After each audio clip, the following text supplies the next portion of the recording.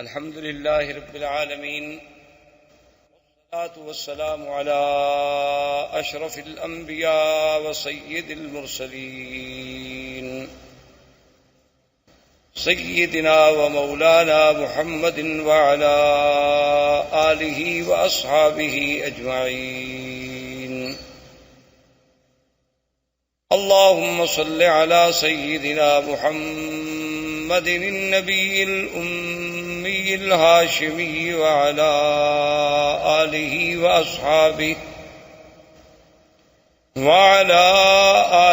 وأصحابه البررة الكرام، وعلى سائر الأنبياء والمرسلين والملائكة المقربين. أما بعد، فقد قال الله تبارك وتعالى في القرآن المجيد والفرقان الحميد: أعوذ بالله من الشيطان الرجيم، بسم الله الرحمن الرحيم. هو الذي بعث في الأميين رسولا منهم يتلو عليهم آياته ويزكيهم ويعلمهم الكتاب والحكمة وإن كانوا من قبل لفي ضلال مبين. قال النبي صلى الله عليه وسلم: أنا محمد وأنا أحمد وأنا الماهي الذي يمحو الله بي الكفر وأنا الحاشر الذي يحشر الناس على قدمي وأنا العاقب الذي ليس بعده نبي، أو كما قال النبي صلى الله عليه وسلم. صدق الله العلي العظيم، وصدق رسوله النبي الكريم، ونحن على ذلك لمن الشاهدين ومن الشاكرين، والحمد لله رب العالمين. برادران اسلام، آج کے درس میں سیرت رسول پاک صلی اللہ علیہ وسلم کے بارے میں کچھ باتیں عرض کرنی ہیں. حضور صلی اللہ علیہ وسلم کی سیرت طیبہ، حضور صلی اللہ علیہ وسلم کی حیات مبارکہ، حضور صلی اللہ علیہ وسلم کی بعثت،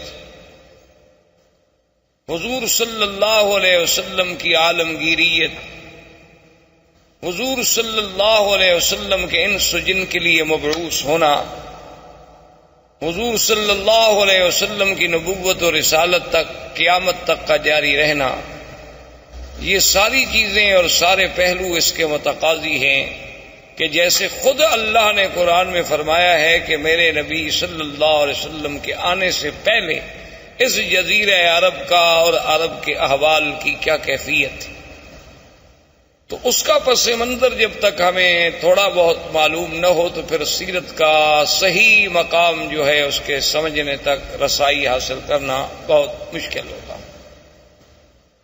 اس لیے حضور صلی اللہ علیہ وسلم کی بعثت سے قبل احوال عرب کے بارے میں بہت دور اگر ہم جائیں تو بہت مشکل ہو جائے گا، لیکن زیادہ سے زیادہ اختصار کے ساتھ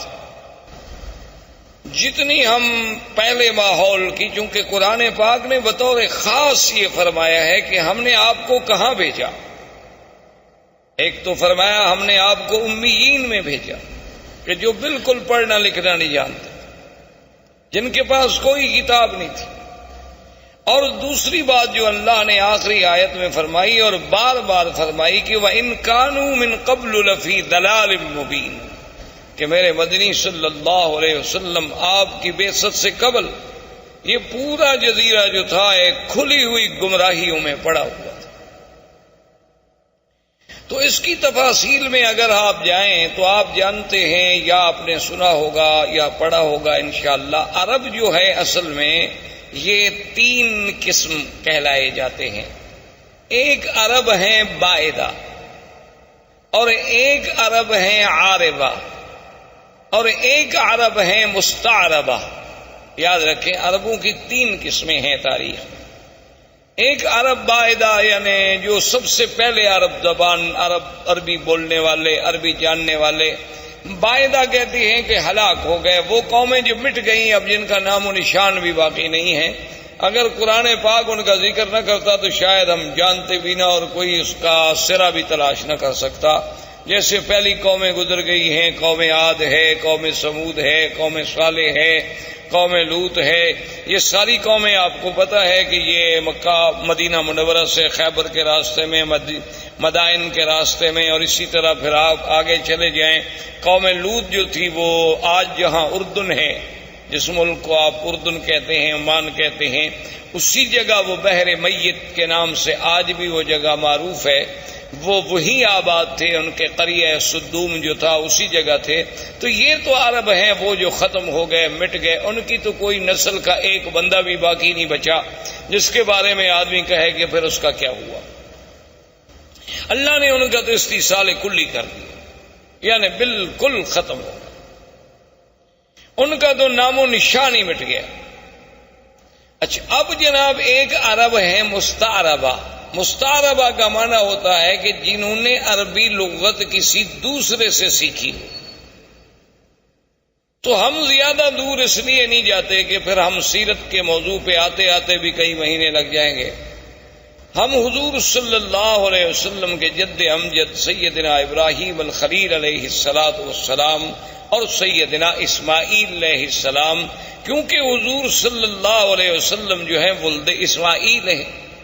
حضور پاک صلی اللہ علیہ وسلم کا نسب جو ہے، آپ کا سلسلہ انساب جو ہے، وہ سیدنا اسماعیل علیہ السلام تک جاتا ہے، اور پھر سیدنا اسماعیل علیہ السلام سے سیدنا آدم علیہ السلام تک. لیکن اگر ہم اسی سلسلے کو پھر ابتدا سے دیکھیں، یعنی ابتدائے آفرینش سے سیدنا آدم علیہ السلام سے، تو پھر تو ایک پوری تاریخ انسانیت کا ہمیں عبور کرنا پڑے گا.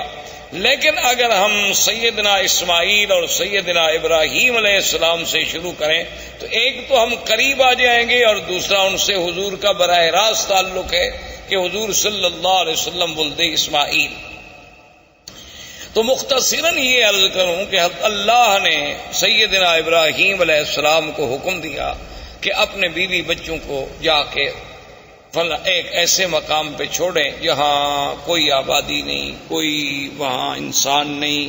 کیونکہ سیدنا ابراہیم علیہ السلام یا اسماعیل علیہ السلام یہ سرزمین مکہ کے رہنے والے نہیں تھے.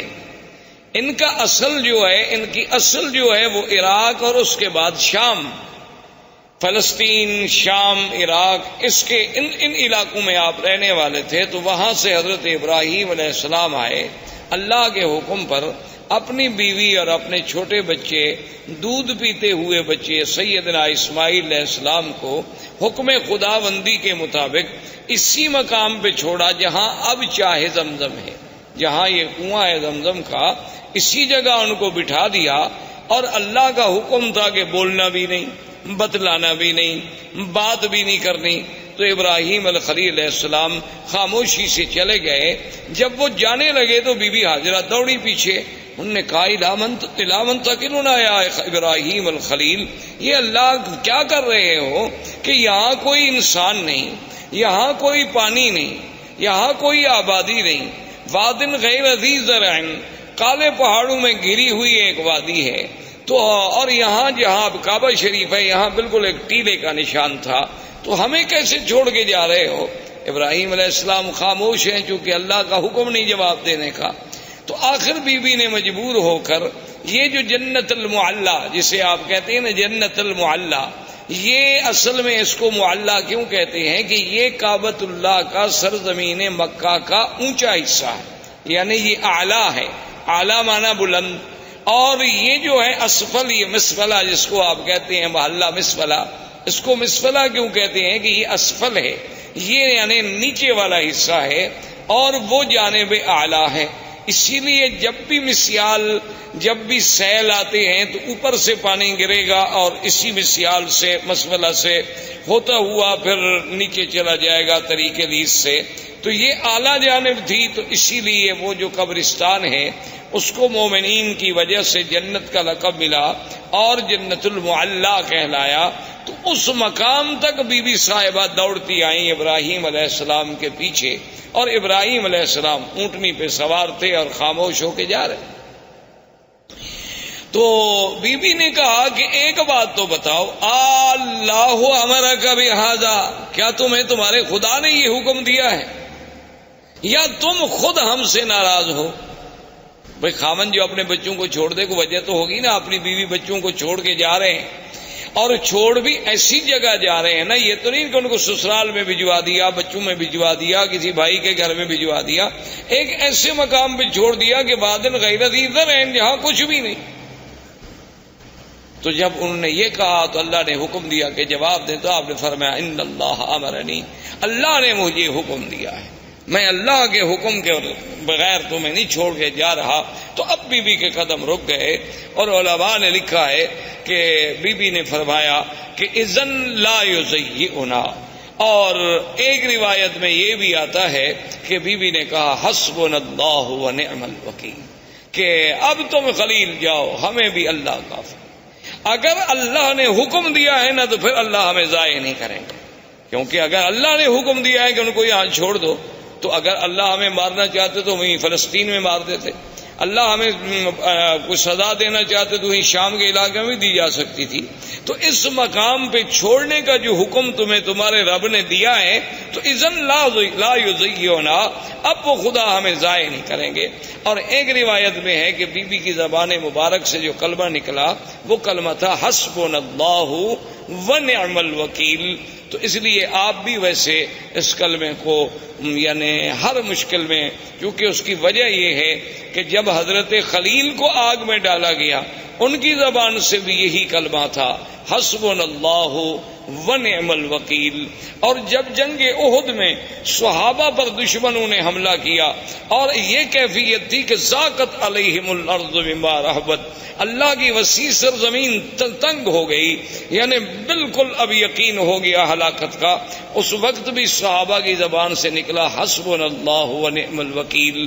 سیدہ عائشہ صدیقہ رضی اللہ تعالی عنہا پہ جب تہمت لگی، اتنا بڑا الزام لگا امہات المؤمنین پہ، عصمت رسول پاک پہ، تو جب سب سے پہلے بی بی کو خبر ملی کہ آپ پر یہ الزام لگا ہے، تو بی بی کی زبان سے نکلا حسبنا اللہ ونعم الوکیل۔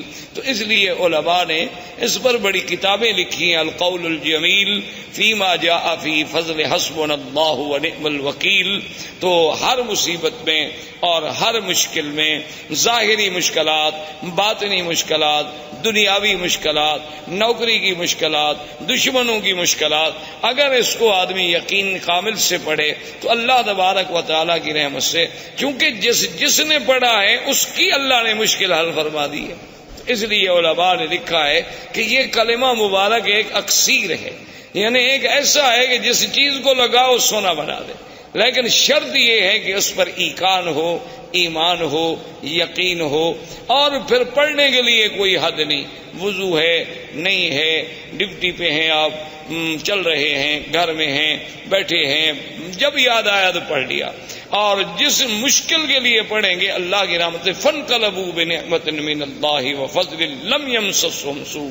اللہ نے فرمایا کہ جب میرے مدنی کے صحابہ نے اس کلمے کو پڑھا تو ہم نے پھر ان کو نعمتوں کے ساتھ واپس لوٹایا، ان کو ذرا سی بھی پھر ہم نے تکلیف نہیں پہنچنے دی۔ تو اللہ تبارک و تعالیٰ کے یہ کلمہ مبارک بی بی کی زبان سے بھی علماء نے لکھا ہے کہ نکلا، اور بی بی واپس آ گئی۔ اب بڑا تفصیل کا واقعہ ہے کہ بی بی آئیں، پھر چھوٹا بچہ ہے، اور یعنی اندازہ کریں آپ کہ کتنا خوف و خطر ہے۔ تو شام جب ہونے لگی تو ہر طرف سے جنگلی درندوں کی آوازیں، کہیں سے شیر کہیں سے بھگیاڑ، کہیں سے کچھ جنگلوں کی درندوں کی آوازیں آ رہی ہیں، اور چھوٹا سا بچہ ہے، چھوٹی سی مشکیزہ ہے، کچھ ستو ہے، کچھ چنے ہیں، یہ آپ کا سارا زاد سامان ہے اور زاد راہ ہے۔ تو مورخین نے لکھا ہے کہ بی بی صاحبہ شام کو جب اندھیرا چھا گیا تو ایک لکڑی لے کے کھڑی ہوئیں اور انہوں نے سارے علاقوں کی طرف توجہ کر کے خطاب کیا کہ اے جنگل کے درندوں، یہاں انسان تو کوئی نہیں جن کو میں خطاب کروں، لیکن ایک بات یاد رکھ لو کہ میں ایک اللہ کے نبی خلیل کی بیوی ہوں اور اسماعیل کی اماں ہوں۔ تو کہتے ہیں کہ فوری طور پر بی بی صاحبہ کی آواز سنتے ہی تمام جانور خاموش ہو گئے، اور اس کے بعد بلکہ یہ اظہار ہونے لگا کہ مختلف مقام پہ جانور بیٹھ گئے اور خاموشی کے ساتھ، یعنی جو یہ واضح کرنے لگے کہ بی بی صاحبہ ہم حملے کے لیے نہیں آئے، ہم تو پہرے کے لیے آئے ہیں، کیونکہ اس کی وجہ تھی کہ یہ وہ مسعود وجود تھا، یہ وہ مسعود بچہ تھا جس کی نسل میں پیدا ہونا تھا حضرت محمد الرسول اللہ صلی اللہ علیہ وعلا آلہ واصحابہ وسلم تسلیما کثیرا کثیرا۔ تو اگر اسماعیل کی حفاظت نہ ہوتی تو پھر یہ سلسلہ حضور تک کیسے پہنچتا؟ تو اصل میں تو یہ سارا نظم جو ہے اسی پاک نبی کے لیے سجائی جا رہی تھی، اور یہ منزل اسی لیے بنائی جا رہی تھی۔ کہیں آپ نظر ڈالیں، کہیں آسمانوں پہ پہرے ہیں، کہیں کعبۃ اللہ کو بنایا جا رہا ہے، کہیں ابراہیم کو ہجرت پہ بھیجا جا رہا ہے، کبھی ان سے بچے چھڑوائے جا رہے ہیں۔ تو یہ ساری چیزیں جب ان پہ نظر ڈالیں گے تو محسوس ہوگا کہ یہ ساری محفل جس کے لیے سجائی جا رہی تھی وہ آنے والے تھے حضرت محمد الرسول اللہ صلی اللہ علیہ وعلا آلہ واصحابہ وسلم تسلیما کثیرا کثیرا۔ تو اب جناب سیدنا اسماعیل علیہ السلام کا پانی ختم ہوا، بی بی صاحبہ صفا مروہ پہ دوڑی، صفا پہ چڑھی، مروہ پہ گئیں، مروہ پہ چڑھی، صفا پہ پہنچی اور 7 چکر لگائے۔ تو اللہ پاک کو یہ دوڑنا اتنا پسند آیا کہ مسعی جو ہے اس کو قیامت تک کے لیے شاعر اللہ قرار دے دیا گیا۔ اب جناب بی بی کے کان میں آواز آئی کہ جاء الغوث، کہ اللہ کی مدد آ گئی۔ بی بی نہ گھبرائیں۔ تو بی بی صاحبہ کھڑی ہو گئی، انہوں نے کہا کون ہو آواز دینے والے، سامنے آؤ۔ خیر سامنے کوئی پھر آواز آئی کہ بی بی صاحبہ نہ گھبرائیں، اللہ کی مدد آ گئی، اور اللہ نے حکم دیا کہ جبریل جس جگہ اسماعیل علیہ السلام کے پاؤں ہیں نا اسی جگہ جا کے پر مارو۔ تو یہاں آ کر حضرت جبریل علیہ السلام نے اپنا پر مارا اور یہاں سے چشمہ زمزم کا پانی نکلا۔ تو یہ زمزم کا پانی جو ہے اس میں اب آپ دیکھیں یعنی کئی نعمتیں شامل ہو گئیں۔ ایک تو یعنی جبریل علیہ السلام کا پر ہے، اور دوسرا اللہ کے نبی اسماعیل کے پاؤں ہیں، اور تیسرا اس میں ایک بڑی نعمت ملی ہے کہ حضور صلی اللہ علیہ وسلم نے آمنہ کے لال نے جب پیا تو آپ نے پینے کے بعد پانی بچا کے برتن میں ڈالا اور اپنا لعاب مبارک ڈالا، اور اس کے بعد حکم دیا کہ اس کو بھی زمزم میں ڈال دو، تاکہ وہ اسماعیل سے جو سلسلہ ہے نبوت کا جیسے زمزم ہے اسی طرح وہ سلسلہ بھی جڑ جائے کہ قیامت تک امت کو زمزم ملے کہ اللہ کے فرشتے کا پر ہو، میرے دادے کے پاؤں ہوں اور محمد مدنی کا لعاب ہو۔ اس لیے علماء نے لکھا ہے کہ زمزم کا پانی جو ہے وہ جنت کے پانی سے افضل ہے، حوض کوثر سے افضل ہے، یعنی جنت کی نہروں سے افضل ہے۔ انہوں نے کہا اس کی وجہ یہ ہے کہ جنت کی نہریں تو اللہ کے حکم سے پیدا ہو گئی نا، کن ہو جا بس ہو گئی، اور اسباب کی حد تک تو وہاں کوئی چیز ہی نہیں، حکم دیا گیا کہ جنت بن جا، بن گئی، حکم دے دیا نہریں جاری ہو جائیں، ہو گئی۔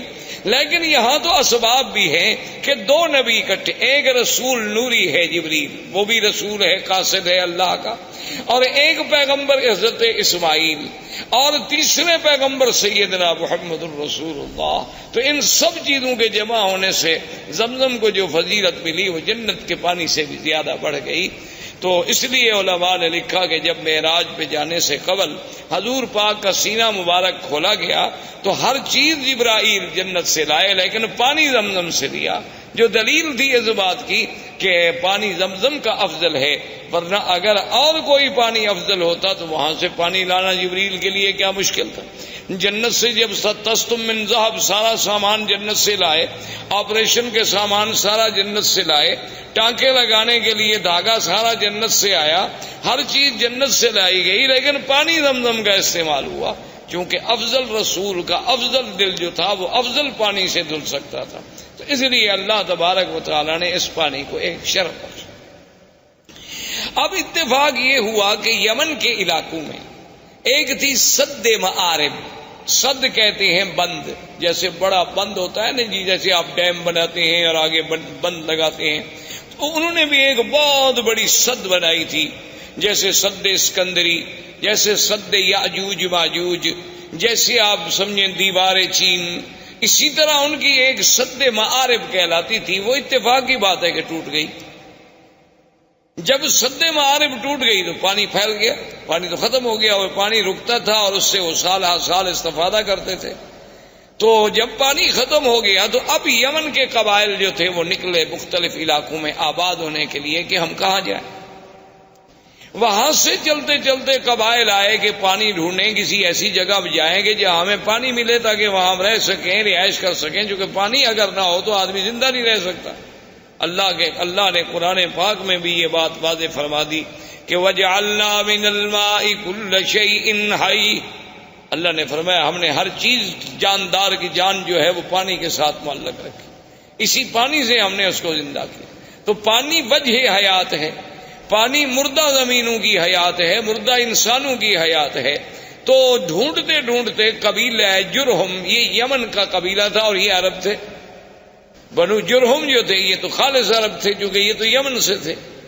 تو یہ قبیلہ جرہم جو ہے پانی تلاش کرتے کرتے کرتے جب مکہ مکرمہ کے قریب آیا تو دیکھا کہ کچھ پرندے اڑ رہے ہیں۔ اچھا یہ قاعدہ ہے کہ جہاں پانی ہو تو وہاں پھر پرندے آتے ہیں، ان کو بھی احساس ہوتا ہے کہ کوئی ہمیں پانی والی جگہ ملے۔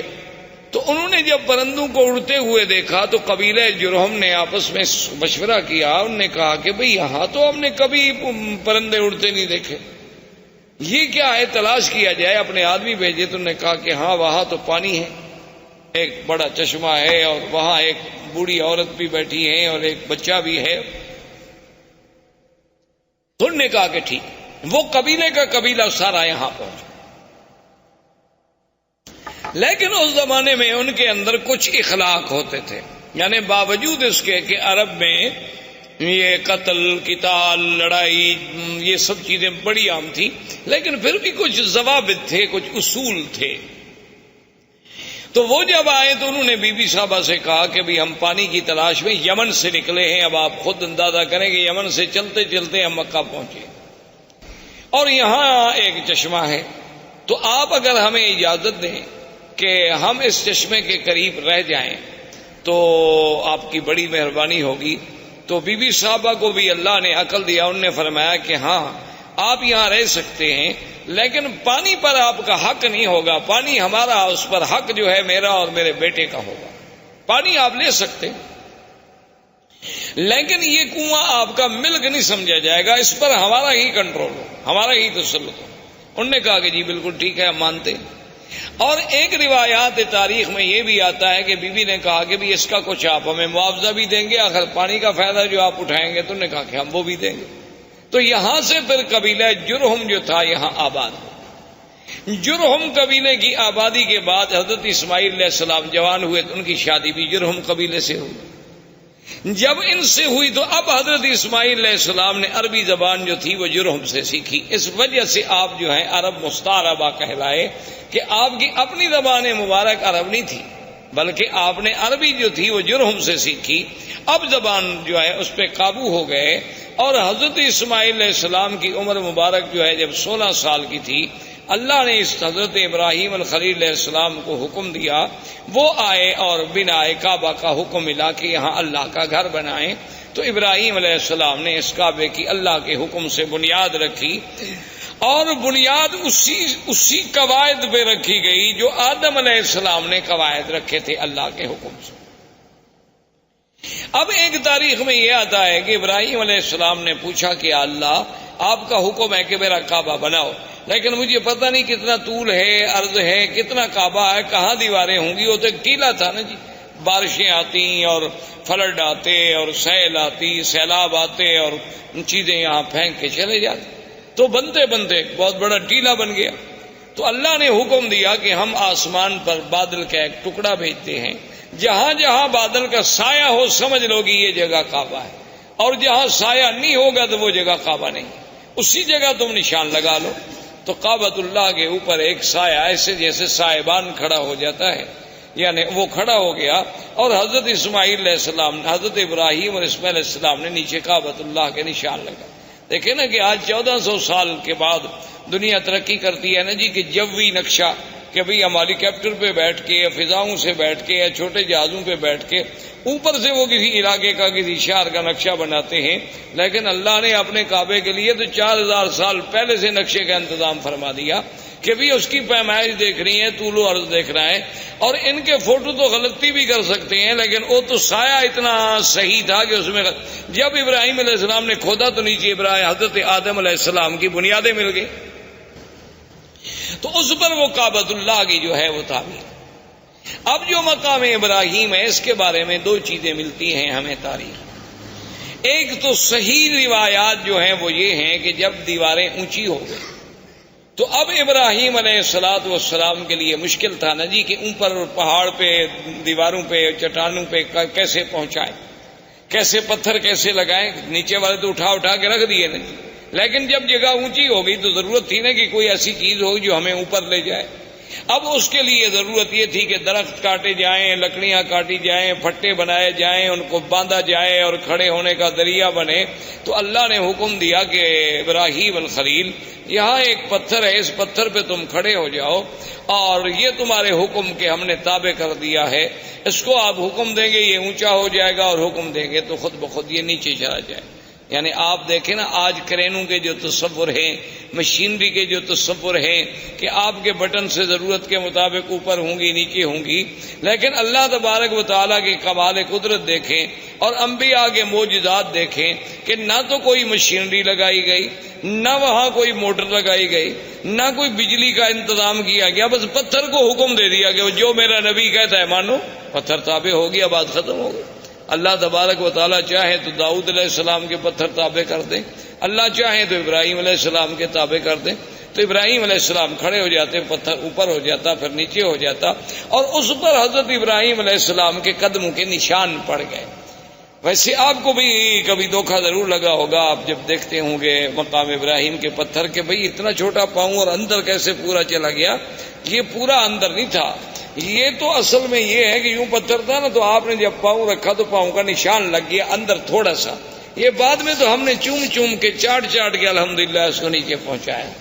یہ ہماری اپنی مہربانیاں ہیں، یعنی باقی جو ہم نے محنت کی ہے نا، جو روزانہ ہاتھ جو لگاتے رہے ماشاءاللہ، جیسے حضرت سلمان فارسی رضی اللہ تعالیٰ عنہ کے باغ میں جو کھجوریں تھیں تو ہمارے حاجیوں نے ماشاءاللہ ان کو سینے لگا کے کھجور آدھی ختم ہو گئی، اور نتیجہ یہ نکلا کہ آخر وہ کھجوریں بوسیدہ ہو گئیں اور وہ گر گئیں۔ تو ہماری قوم تو ان چیزوں کی ماشاءاللہ بہت ماہر ہے، اللہ تبارک و تعالیٰ کی مہربانی ہے کہ وہ جناب اس نے جو ہاتھ لگانا شروع کیا اور یوں چاٹنا شروع کیا، دیکھا نہیں کہ کڑے جن میں غلاف کعبہ باندھا جاتے ہیں ان کو ہر 2 سال کے بعد بدلنا پڑتا ہے، یہ اس کو بھی پکڑ کے ہلا رہے رہتے ہیں اور وہ بھی گس جاتے ہیں وہاں، کیونکہ ہر وقت جو ایک آدمی نے پکڑا ہوا ہو تو کیا کرے آدمی۔ تو بہرحال تو مقام ابراہیم اس پتھر کا نام۔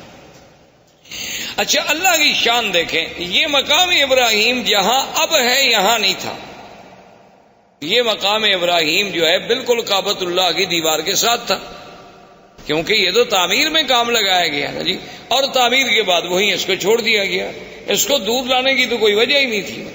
اب بھی آپ نے دیکھا ہوگا کعبۃ اللہ کے دروازے کے پاس اگر آپ دیکھیں نا تو بنیادوں پر ویسے پتھروں کے تھوڑے تھوڑے نشان ہیں، دراصل یہ وہ مقام ہے جہاں جبریل علیہ السلام نے کھڑے ہو کر حضور کو نماز پڑھائی، یہ مقام امامت جبریل علیہ السلام ہے۔ کعبۃ اللہ کا دروازہ جہاں ختم ہوتا ہے تو نیچے آپ ذرا بنیاد پر نظر ڈالیں تو وہاں آپ کو ایسے 4-5 ٹکڑے پتھروں کے عجیب عجیب سے لگے ہوئے نظر آئیں گے اس کی بنیاد میں.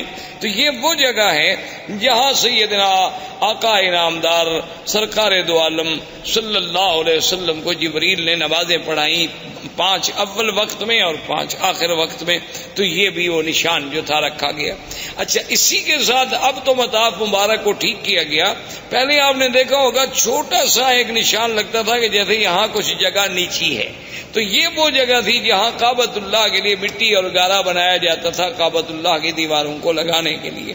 تو یہ وہ مقام تھا جہاں سیدنا ابراہیم علیہ السلام نے مٹی بنائی اور اس کا پانی ڈالا تاکہ پتھروں کو جمانے کے لیے اس مٹی سے فائدہ اٹھایا جا سکے. اچھا، اب خدا کی شان ہے کہ جہاں کا موجودہ حالت میں مقام ابراہیم ہے، اس کی وجہ یہ ہوئی کہ ایک دفعہ سیل آئی بڑی زبردست، فلڈ سیلاب وہ آیا اور وہ مقام ابراہیم کو بہا کے لے گیا، یعنی اتنا دور کر دیا اس پتھر. تو اب صحابہ اکٹھے ہوئے کہ بھی اس کا کیا حل کیا جائے، اس کو وہاں لے جائیں جہاں اپنے اصل مقام پہ تھا، یا اس مقام ابراہیم کے حجر ابراہیم کو ہم یہاں رہنے دیں. اب یہاں پہنچ گیا ہے تو صحابہ نے مشورہ کیا ابھی وہاں لے جانے سے کعبۃ اللہ کے طواف کرنے والوں کو رکاوٹ بنے گی، کیونکہ وہ دیوار سے تھوڑے فاصلے پر تھا. اگر یہاں دور ہو گیا تو اچھی بات ہے، کافی درمیان میں فاصلہ ہے. اس وقت تو تصور اتنے لوگوں کا ہوتا تھا نا جی. یہ تو بعد میں الحمدللہ اللہم زد فزد کہ ہر سال اللہ کی رحمت سے عدد جو ہے بڑھتا جا رہا ہے اور انشاءاللہ قیامت تک بڑھتا چلا جائے گا.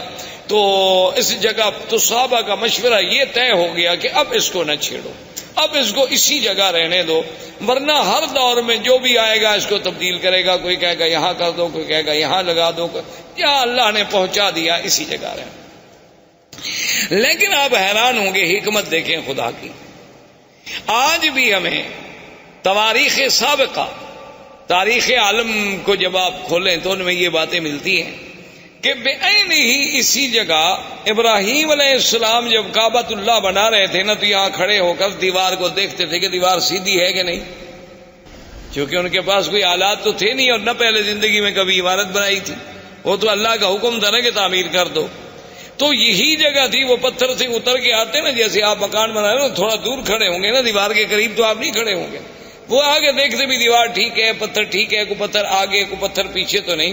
تو اللہ کو بھی وہی جگہ منظور تھی کہ سیلاب بھی آیا تو اس پتھر کو اسی جگہ لے آیا، ورنہ وہ چاہتا تو یہاں سے دور لے جاتا. لیکن اللہ تبارک و تعالیٰ کی شان ہے تو وہ دونوں مقام ابراہیم بن گئے. واتخذوا من مقام ابراہیم مصلی، ایک تو اس سے مراد وہ پتھر اور ایک اس سے مراد وہ مقام جہاں ابراہیم علیہ السلام کھڑے ہو کے کعبۃ اللہ کی عمارت کو دیکھا کرتے تھے. تو اللہ تبارک و تعالی نے اس جگہ کو بھی یعنی اتنی بڑی عظمت بخشی، اتنی بڑی شان بخشی کہ وہ قیامت تک کے لیے قرآن میں آیا اور مصلی خلیل، مصلی حبیب سیدنا محمد الرسول اللہ صلی اللہ علیہ وسلم جو ہے بن گیا. اب یہ سیدنا ابراہیم علیہ السلام نے کعبہ بنایا، اللہ نے ندا کا حکم دیا کہ کعبہ بن گیا ہے، لوگوں کو حج کے لیے پکارو. تو اس ندا میں بھی اقوال ہیں. بعض علماء فرماتے ہیں اسی حجر ابراہیم پہ کھڑے ہو کے ابراہیم علیہ السلام نے ندا دی. بعض علماء فرماتے ہیں کہ جبل ابی قبیس، یہ جو پہلا جس قریب پہاڑ ہے نا جس پہ اب محلات ہیں، یہ پہاڑ ابی قبیس جو اور اللہ کی شان ہے کعبۃ اللہ اول بیت، یہ دنیا میں سب سے پہلا گھر، اور ابی قبیس اول جبل وضع فی الارض، یہ دنیا کے پہاڑوں میں سب سے پہلا پہاڑ ہے جو زمین پہ رکھا گیا. تو ابھی قبیس پہ کھڑے ہوئے. اور ایک روایت میں ہے کہ حضرت ابراہیم علیہ السلام عرفات میں جا کے عرفات کی پہاڑی پہ کھڑے ہو کے آپ نے ندا دی. ایک روایت یہ بھی آتی ہے. تو وہاں سے اللہ نے ان کی ندا کو پوری دنیا میں کائنات میں پہنچا دیا. تو اب ابراہیم علیہ السلام تشریف لے گئے، حضرت اسماعیل علیہ السلام یہاں رہے، حضرت اسماعیل علیہ السلام کی شادیاں ہوئیں. اس طریقے سے اللہ تبارک و تعالی نے سرزمین کو آباد کیا، اور اس پورے علاقے میں ما سوائے دین توحید کے اور کوئی دین نہیں تھا. یعنی سب لوگ جو تھے وہ ملت ابراہیم، سب لوگ جو تھے وہ دین ابراہیم پہ تھے، اور کوئی شرک نہیں، کوئی بے دینی نہیں، کوئی احداث نہیں، کیونکہ ان علاقوں کو تو دین ملا ہے. اسی وجہ، یہی تو وجہ تھی نا کہ ہر آدمی یہ کہتا تھا کہ میں ملت ابراہیم پہ ہوں. یہودیوں کا بھی دعویٰ کہ ہم ملت ابراہیم، نصرانیوں کا دعویٰ کہ ہم ملت ابراہیم، مشرکین مکہ کا دعویٰ کہ ہم ملت ابراہیم پہ. آخر اللہ نے ارشاد فرمایا ما کان ابراہیم یہودیا ولا نصرانیا ولکن کان حنیفا مسلما وما کان من المشرکین. اللہ نے فرمایا کہ ابراہیم نہ تو یہودیت پہ تھے نہ نصرانیت پہ، اب وہ تو بالکل ساری دنیا سے مائل ہو کے دین اسلام دین حق پہ چلنے والے، اور نہ وہ مشرکین میں سے تھے. تو یہ سارا دین جو تھا دین توحید تھا، ملت ابراہیمی تھی. سب سے پہلے عمرو ابن لوہی ایک شخص تھا، وہ مکے کا سردار تھا اور بہت بڑا سردار. یعنی اس کی بات جو تھی نا جی مکے میں اور قبائل میں اور حول مکہ ایسے مانی جاتی تھی کہ اس کی بات کے ٹالنے کا کسی کو کوئی تصور بھی نہیں تھا. تو عمرو ابن لوہی جو ہے یہ وہ آدمی ہے جو حاجیوں کو بڑی خدمت کرتے، ان کو زمزم پلاتے. صرف زمزم خالی نہیں بلکہ اس میں اصل ملا کے شہد ملا کے پلاتے تھے حاجیوں. تو یہ عمرو ابن لوہی جو ہے یہ شام کے علاقے میں گیا تجارت کے لیے. تو وہاں اس نے ایک قوم تھی عمالقہ قوم کو دیکھا کہ ان کے پاس بت ہیں اور مختلف شکلیں ہیں، کوئی مردوں کی کوئی عورتوں کی، مختلف خوبصورت قسم کے، کوئی چاندی کے، کوئی سونے کے، کوئی لکڑی کے، کوئی مٹی کے. تو اس نے ان سے پوچھا بھی یہ کیا ہے؟ تو عمالقہ نے ان سے کہا کہ بھی یہ ہمارے خدا ہیں، آلہہ ہیں. اصل تو خدا وہی ہے بڑا، لیکن اس کو تو ہم نہ دیکھ سکتے ہیں نہ اس سے ہم بات کر سکتے ہیں. تو آدمی کا کم سے کم مرکز محبت، مرکز نظر، مرکز توجہ کوئی ایسا تو ہو جو ہمیں نظر آئے. وہ تو ہمیں نظر بھی نہیں آتا. تو اس لیے یہ چھوٹے چھوٹے خدا ہیں. جب ہم مشکل میں ہوتے ہیں تو ہم آ کر ان کو پوجتے ہیں، ان کی عبادت کرتے ہیں، اور پھر ان کی عبادت سے جن کی یہ تصویریں ہیں، تماثیل ہیں، وہ ہم سے خوش ہوتے ہیں، وہ اللہ میاں کو کہہ دیتے ہیں تو ہمارا کام ہو جاتا ہے. تو یہ اصل میں چھوٹے چھوٹے ہم نے آلہہ بنا رکھے ہیں اپنے اپنے تصورات کے مطابق. اصل میں وہ آلہہ کی ابتدا جو ہے یعنی وہاں عمالقہ میں کہاں سے آئی؟ نوح علیہ السلام کے زمانے سے. اس وقت سے بت پرستی چلی آ رہی تھی. اور وہ بت پرستی کیسی آئی تھی کہ جب کوئی اللہ والا فوت ہو گیا تو اس کے پہلے فوٹو بنائے گئے، محبت کے لیے گھر میں رکھا گیا، پھر آہستہ آہستہ اس پہ پھولوں کے ہار لٹکائے گئے، پھر پرنام کیا گیا اور آخر میں سجدے شروع ہو گئے. ابتدا وہاں سے شروع. جیسے آج کل آپ دیکھتے ہیں مسلمانوں کے بھی گھروں میں بھی مرشد کا فوٹو ہے، ماشاءاللہ صبح اٹھ کے زیارت فرماتے ہیں. اسی طرح بہت سارے لوگوں نے قرآن شریف کے پہلے صفحے پر اپنے مرشد کا فوٹو رکھا ہوتا ہے کہ جب تلاوت قرآن کرنی ہو تو پہلے مرشد کے فوٹو کی زیارت کرتے ہیں، بوسہ دیتے ہیں، آنکھوں سے لگاتے ہیں، پھر وہ فوٹو حکم کرتا ہے قرآن پڑھو تو پڑھتے ہیں، اگر حکم نہ کرے تو قرآن بند کر کے رکھ دیں گے، چونکہ چلنا تو مرشد کے حکم پر ہے نا، اگر وہ ہمیں حکم دیں گے تو اس طرح عمالقہ میں یہ بھی بت پرستی داخل ہو گئی. تو عمرو ابن لوہی کے دماغ میں پتہ نہیں کیا آئی کہ ایک نئی چیز ہے. تو اس نے کہا اچھا بھی ایک دو بت مجھے بھی دو تاکہ میں ان کو مکے میں لے جاؤں اور ہم بھی ادھر کعبۃ اللہ میں رکھیں گے. تو سب سے پہلا بت جو عمرو ابن لوہی لے کے آیا وہ حبل تھا، اس کا نام تھا حبل. وہ جب لے کے آیا حبل کو یہاں رکھا اور سارے مکے والوں کو بلایا کہ بھئی یہ تو ہمیں خدا مل گیا ہے. ایسے پہلے تو ہم خالی گھر میں عبادت کر رہے تھے، خدا تو نہیں تھا، تو اب سب اس کی عبادت کیا کریں. تو لوگوں نے اس کی عبادت کرنی شروع کی. اس نے باقی قبائل کو بلایا، پھر ہر قبیلے کے لیے خدا بنتا چلا گیا. کو بنو ثقیف کا، کو بنو حذیل کا، کو بنو خزاعہ کا، کو قریش کا، کو بنو ہاشم کا، سب خدا بناتے گئے. اور پھر اس نے لوگوں سے یہ بھی کہہ دیا، اس نے کہا کہ دیکھو یہ بت تو بناؤ، خدا تو بناؤ، لیکن یہ شرط ہے کہ مٹی ہمارے اس شہر کی ہو، یعنی پتھر یہاں سے لو، مٹی بھی یہاں سے لو، پھر اس سے بناؤ، ہر مٹی سے نہ بناؤ، چونکہ یہ تو اللہ کے گھر کی مٹی ہے نا، یہ تو مبارک مٹی ہے.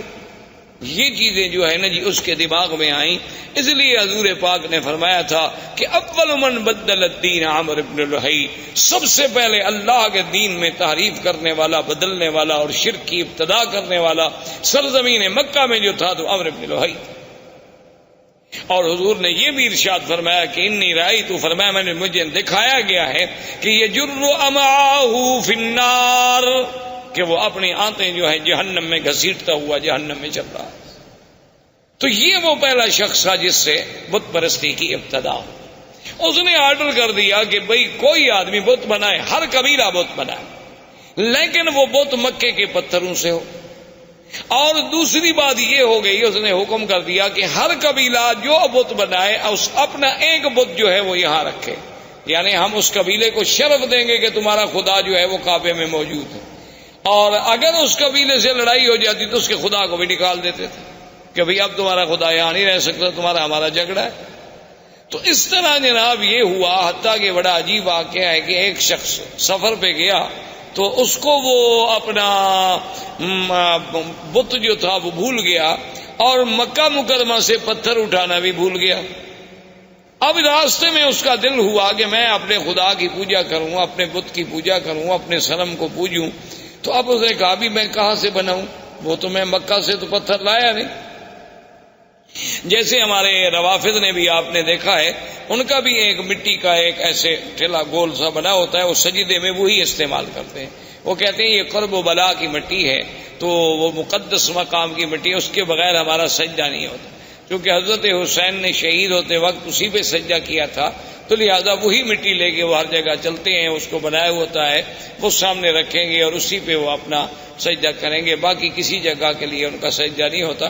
اللہ نے ہمارے لیے پوری دنیا پاک کی، انہوں نے جناب تنگ کرتے مشرکین مکہ نے کہا مکے کے پتھروں کا بت بناؤ، انہوں نے کہا کربلا کا بناؤ۔ تو بہرحال اللہ رحمت فرمائے۔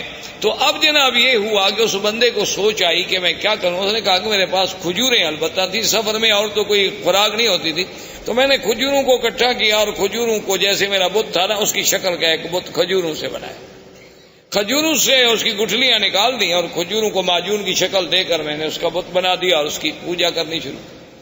اس کی عبادت کرتا رہا، لیکن کہتے جب بعد میں بھوک لگی تو خدا کو کھا گیا، اور میں کیا کرتا۔ وہ کہتے آخر میرے پاس کوئی حل نہیں تھا۔ جب سفر میں مجھے بھوک نے ستایا تو میں نے کہا یار میں اب کیا کروں، تو میں نے پھر خدا کی پہلے ٹانگ کاٹی، پھر ہاتھ کاٹا، پھر گردن کاٹی، اور آہستہ آہستہ کھا گیا۔ سارا سفر میں راستے میں بندہ خدا کو کھا گیا۔ یعنی آپ اندازہ کریں جاہلیت کا۔ اسی لیے اکبر نے حالی نے کہا تھا نا کہ کھڑے ہیں کھڑے ہیں، پڑے ہیں پڑے ہیں، جو ماپو تو بندے خدا سے بڑے ہیں۔ تو یہ فطرت انسانی ہے کہ جب وہ بھٹکتی ہے تو پھر ایسی حرکتیں کرتی۔ جیسے کہ ایک صحابی مسلمان ہوئے، اسلام لانے کے بعد لوگوں نے کہا کہ بھئی آپ ہمیں اپنی زندگی کا کوئی واقعہ سنائیں۔ اس نے کہا کہ بھئی آپ تو کہتے ہیں کہ یہ بت جو ہے نا کوئی فائدہ نہیں پہنچاتے، لیکن میرا جو خدا تھا نا، جو میرا بت تھا جس کی میں پوجا کرتا تھا، اس نے مجھے بہت فائدہ پہنچایا۔ اب صحابہ حیران ہو گئے کہ بت کیسے فائدہ پہنچائے۔ اس نے کہا ابھی کیسے؟ اس نے کہا سر میں ایک دفعہ سفر پہ گیا، صحرا کا سفر تھا، تو میں اپنے بت کو چھوڑ کے کسی کام گیا، واپس آیا تو دیکھا کہ والثعلب یبول علی راسہ، کہ ایک صحرا کی لومڑی کھڑی ہے اور میرے اس بت پہ پیشاب کر رہی ہے۔ تو میں نے کہا ھذا رب، یہ خدا ہو سکتا ہے جس پہ ثعلب آ کر پیشاب کر دے؟ تو میں نے اس وقت اس کو پھینک دیا اور دل میں اسلام داخل ہو گیا کہ واقعی اللہ تبارک و تعالیٰ کے دین کے علاوہ یہ محض ہمارے تخیلات ہیں اور فسادات ہیں۔ تو بہرحال میرے کہنے کا مقصد یہ تھا کہ یہاں سے عرب سے بت پرستی شروع ہوئی اور آہستہ آہستہ یہاں شرک کی جڑیں پھیلتی چلی گئی۔ اب اسی طریقے سے پھر یہود جو تھے، یہود اور نصارہ، یہ یہود بھی کوئی مدینہ منورہ میں رہنے والے نہیں تھے، یہ بھی ان کا اصل جو تھا شام تھا۔ یہ وہاں سے آئے اور آ کر مدینہ منورہ میں آباد ہوئے۔ اس وقت مدینہ منورہ کو یثرب کہا جاتا تھا، اس کا نام مدینہ منورہ نہیں تھا۔ یہ وہاں آ کر آباد ہوئے۔ ان میں کئی قبائل تھے، بنی قینقاع تھے، بنو نذیر تھے، بنی قریظہ تھے، اور اسی طرح یمن سے کچھ لوگ نکلے۔ جب ربیعۃ بن النصر یمن کا آدمی تھا، اس نے خواب دیکھا کہ اپنے خواب میں کہ بعض احباش کہتے ہیں بہت گھٹیا قوم کے لوگ، وہ یمن پہ بادشاہ بن جائیں گے، تو وہ ڈر کے مارے اپنے خاندان کو لے کر وہ بھی وہاں سے نکلا اور حیرہ میں جا کے اس نے، عراق کے اندر ایک جگہ ہے حیرہ، وہاں جا کر اس نے ڈیرا ڈالا، اور اس کے بعد پھر اس کا لڑکا پیدا ہوا جس کا نام جو ہے سنان ابن اسعد تھا، سنان اسعد، جس کا لقب تبا تھا، یہ اس کا بیٹا تھا، اور یہ پھر بہت بڑا بادشاہ بنا۔ اور اس نے پھر بڑی جنگیں کی اور بڑی لڑائیاں کی، اور یہ اسی ضمن میں آیا، مدینہ منورہ میں پہنچا، پھر مدینہ منورہ سے آگے چلا گیا، اور اس نے اپنے ایک بیٹے کو اسی یثرب کے مقام پہ چھوڑ دیا کہ بھی تم یہاں رہو، سنا ہے کہ یہاں علماء رہتے ہیں، اہل کتاب لوگ ہیں، ان سے کچھ استفادہ کرو۔ اچھا، خدا کی قدرت یہ ہے کہ کچھ عرصے کے بعد اس کے بیٹے کو مدینے میں کسی آدمی نے قتل کر دیا۔ وہ جب قتل ہوا تو اس کو اطلاع ملی کہ تمہارا تو بیٹا قتل ہو گیا۔ اس نے جناب چڑھائی کی، اس نے آگے چڑھائی کی اور جنگ لڑی، اور خدا کی شان دیکھیں، دنیا کی تاریخ میں یہ نرالی جنگ تھی کہ مدینے والے لوگ اس سے بادشاہ طبا کی فوجوں سے، یمن کی فوجوں سے سارا دن لڑائی لڑتے، جب شام ہوتی تو ان کے لیے کھانا بھجواتے، جب شام ہو جاتی وہ کہتے جی لڑائی اپنی جگہ ہے، مہمان ہیں یمن سے چل کے آئے ہیں مدینہ، کھانا تو دینا ہے۔ دن میں لڑائی اور حیران ہوگی یہ کیسی قوم۔ ایک دن اس نے علماء یہود تھے دو، وہ آئے اس کے پاس، انہوں نے کہا کہ دیکھو تم چاہتے کیا ہو؟ اس نے کہا میرے بیٹے کو انہوں نے قتل کیا۔ انہوں نے کہا بیٹے کو قتل کیا، تم نے کتنے قتل کر دیے؟ اور تمہارا تو ایک بیٹا قتل ہوا، تم نے کتنے قتل کر دیے؟ چاہتے؟ اس نے کہا نہیں، میں تو یثرب کو مٹا دوں گا، میں تو اس شہر کا نام و نشان نہیں چھوڑوں گا دنیا میں۔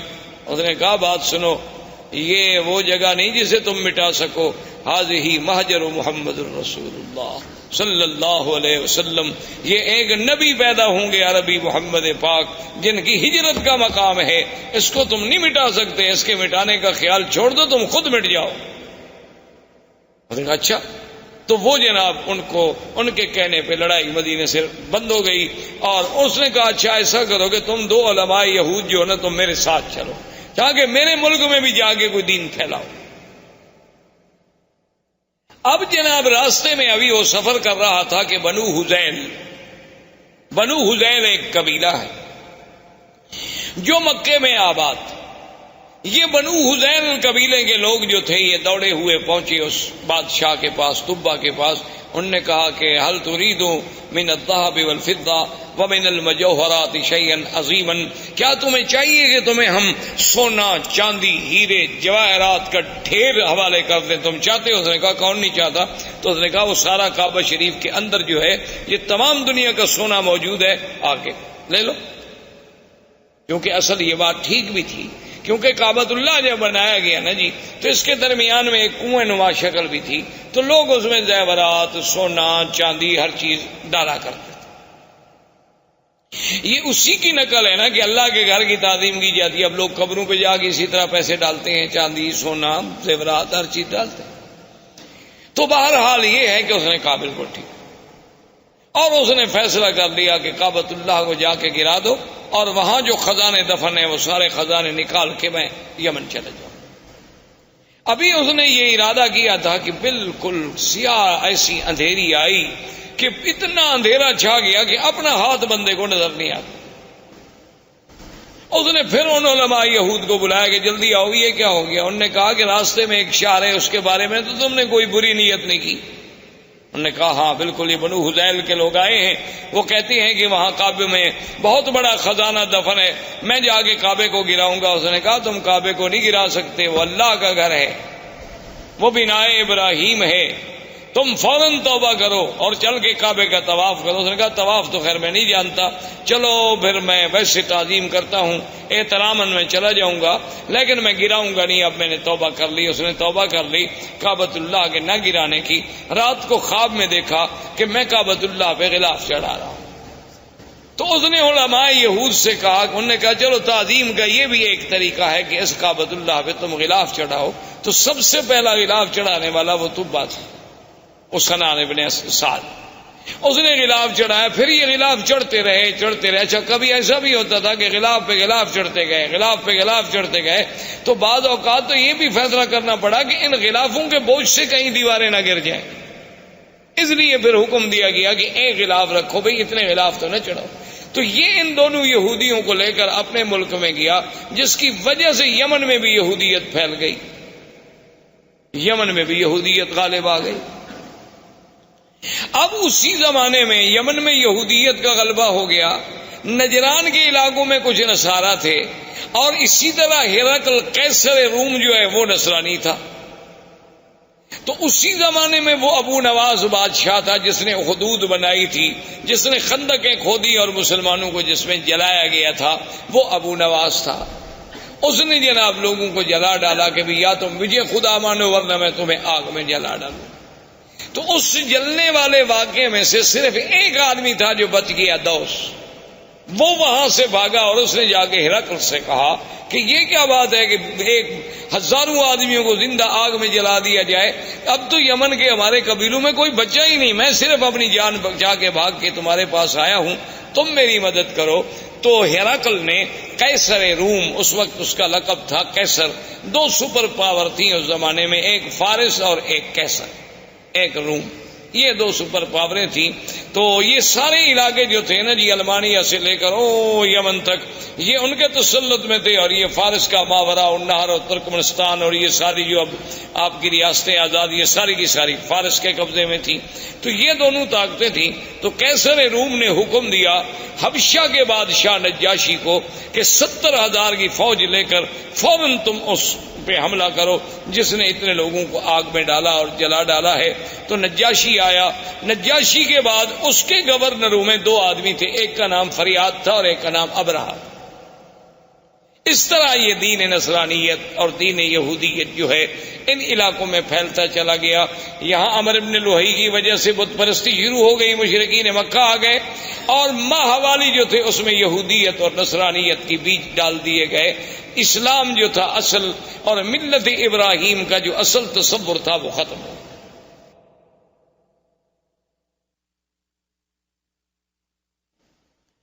اب جناب یہ ہوا کہ آہستہ آہستہ ابرہہ اور اریاد اس کے درمیان میں بھی جنگ ہوئی۔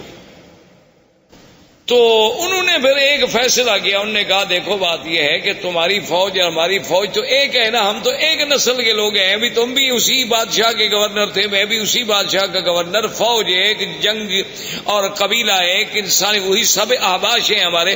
اگر تمہاری فوج ماری گئی تو احباش مارے گئے، میری ماری گئی تو احباش مارے گئے، ہم فوجوں کو کیوں ماریں؟ ہم ایسا کیوں نہ کریں کہ ہم دونوں آپس میں لڑیں، جو مر گیا، جو بچ گیا وہ حاکم بن جائے۔ تو ابرہہ اور فریاد نے آپس میں جنگ لڑی۔ تو فریاد نے ایک تلوار کا بھرپور وار کیا جس سے ابرہہ کا ناک کٹا، جس کی وجہ سے ابرہۃ الاشرم، کہ وہ ناک کٹا ابرہہ، اس وجہ سے اس کا لقب پڑا، اس کی ناک کٹی۔ اس نے جو بھرپور وار کیا تو فریاد مارا گیا، لہذا ابرہہ بن گیا۔ اب ابرہہ جب بن گیا تو اس نے، اب بادشاہ قیصر کو پتہ چلا کہ ان لوگوں نے کیا کیا، میں نے ان کو کہا کہ دشمنوں پہ حملہ کرو، یہ آپس میں لڑ رہے، اور اس نے میرے اپنے گورنر اریاد کو قتل کر دیا، بڑا بدبخت ہے ابرہہ۔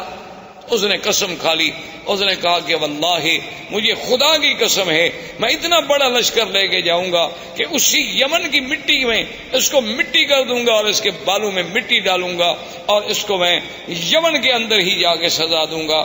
تو فوری طور پر جب ابرہہ کو پتہ چلا کہ قیصر روم حملہ کرنے والا ہے تو آدمی بڑا چالاک تھا، اس نے فوراً سر پہ استرا پھروا دیا اور یمن کی مٹی جو تھی وہ بھی ایک برتن میں بھر کے قاصد بھیجے بادشاہ روم کے پاس کہ جناب میں تو آپ کا غلام ہوں، آپ چونکہ قسم کھا بیٹھے ہیں نا تو لہذا میرے بال بھی حاضر ہیں، یمن کی مٹی بھی حاضر ہے، اس میں میرے بال ڈال دو، قسم تمہاری پوری ہو گئی، خدا کے لیے مجھ پہ حملہ کیوں کرتے ہو؟ بادشاہ بھی خوش ہو گئے، انہوں نے کہا ٹھیک ہے، جب ایک آدمی اتنا نیاز مندی پہ آ جائے، جب اتنا اس نے کر دیا کہ اپنے بال کٹوا دیے، بال کٹانے کا معنی تو یہ ہوتا نا کہ گردن پیش کرنی، ورنہ اللہ میاں کو احرام میں یا حج میں یا عمرے میں بالوں کی کیا ضرورت ہے؟ مقصد تو یہ ہے کہ ہم نے سر اللہ کے حکم پہ جھکا دی کہ اپنی محبوب ترین چیز جو ہے بندے نے پیش کر دی، قربان کر دی۔ اب جناب جب یہ ہو گیا تو اب ابرہہ نے اسے خوش کرنے کے لیے انہوں نے کہا کہ جناب گزارش یہ ہے کہ سرزمین عرب میں ایک کعبہ ہے تو ہم یہاں اپنا کعبہ کیوں نہ بنائیں؟ تو وہاں اس نے ایک کعبہ بنایا جس کا نام کلیس، اور اس کعبے کو اتنا جناب اس نے بنایا تعمیری طور پہ، اور اس کے بعد اس نے قیصر روم سے کہا کہ پوری دنیا میں اعلان کریں کہ اس کعبے کا حج کریں۔ اعلان ہو گیا۔ ایک قبیلہ تھا نسیع، عرب کا ایک قبیلہ تھا نسیع۔ نسیع کا معنی ہوتا ہے کسی چیز کو پیچھے کرنا۔ اچھا یہ قبیلہ جو تھا نا یہ حرم کے بڑے مجاور تھے اور حرم کے بڑے خادم تھے، اور یہ مکہ اور طائف کے قریب درمیان میں یہاں ان کا قبیلہ آباد تھا۔ اصل میں ان کو نسی کیوں کہا جاتا تھا کہ 4 مہینے ہیں نا جن میں جنگ اللہ نے حرام کر دی تھی، 4 حرم۔ اچھا وہ 4 مہینے کون سے تھے؟ رجب، اچھا اس کے بعد پھر ذی القعدہ، ذی الحجہ اور محرم۔ اچھا یہ 3 مہینے اکٹھے ہیں، ذی القعدہ، ذی الحجہ، محرم، رجب اکیلا ہے۔ اب جناب جب یہ اتنی مدت ہو جائے عربوں کو اور لڑائی نہ ہو، تو عرب تو بغیر لڑائی کے رہ نہیں سکتے تھے نا، یہ تو قومیں ایسی تھی کہ بس ہر وقت لڑنا ہے۔ ان کی لڑائیاں اس بات پہ بھی ہوئی ہیں کہ ایک قبیلے نے کہا کہ تمہارے درختوں سے ایک چڑیا اڑی اور میرے درختوں پہ آ کے بیٹھ گئی، یہ زیادتی کیوں ہوئی؟ اس پہ لڑائی شروع ہو گئی اور سینکڑوں آدمی قتل ہو گئے کہ وہاں سے چڑیا اڑ کے میرے باغ میں کیوں؟ لڑائی ہو گئی۔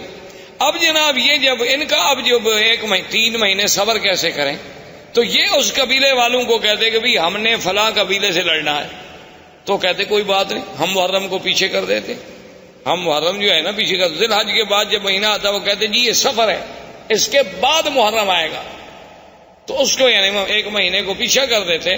تو اس لیے ان کو نسی کہا گیا کہ یحلونہ عاما ویحرمونہ عاما۔ اللہ نے قرآن میں بھی فرمایا 1 سال تو اس کو محرم رہنے دیتے، 1 سال اس کو سفر بنا دیتے، پھر جنگ حلال ہو جاتی۔ تو یہ نسی قبیلہ جو تھا، ان کو جب پتہ چلا کہ بھئی حبشے میں ابرہہ نے ایک کعبہ بنایا ہے خدا کے کعبے کے مقابلے پر، انہوں نے کہا بھی اگر آہستہ آہستہ اس کی رونق بڑھ گئی اور چرچا بڑھ گیا تو ہمارا تو مسئلہ ختم ہو جائے گا۔ یہ یہاں سے کچھ آدمی نکلے اور چوری چوری داخل ہوئے، عبادت کے بہانے سے رات کو وہاں گندگی کٹھی کی اور ان کی دیواروں کو گندگی لگا کے یہ غائب ہو گئے۔ صبح جب ابرہہ کو اطلاع ملی کہ تمہارے کعبے کو تمہیں بے حرمتی کی، اس نے کہا یہ کس نے کی ہوگی؟ اس نے کہا صاف بات ہے، صاف بات ہے، عرب قبائل کے علاوہ اور کون کر سکتا ہے، اور کسی کو ہمارے کعبے سے کیا دکھ ہے؟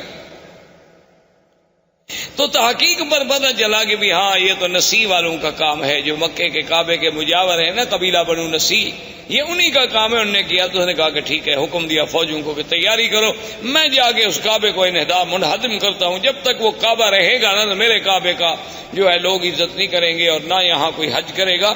اس کعبے کو توڑ دیتے ہیں، کچھ عرصے کے بعد لوگ بھول جائیں گے کہ کہاں کعبہ تھا، کہاں کیا تھا، کیا حج تھا، کیا احکام تھے۔ تو یہ وہاں سے لشکر لے کے چلا، اور اسی کے لشکر میں ہاتھیوں کا لشکر تھا، اور ان میں جو سب سے بڑا ہاتھی تھا اس کا نام محمود تھا۔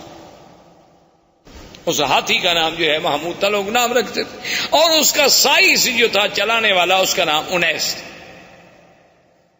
یہ جناب لشکر چلا، یہ جب آیا راستے میں تو لوگوں کو پتہ چلا کہ یہ عجیب بات ہے، کعبۃ اللہ کو گرانے کے لیے آ رہا ہے۔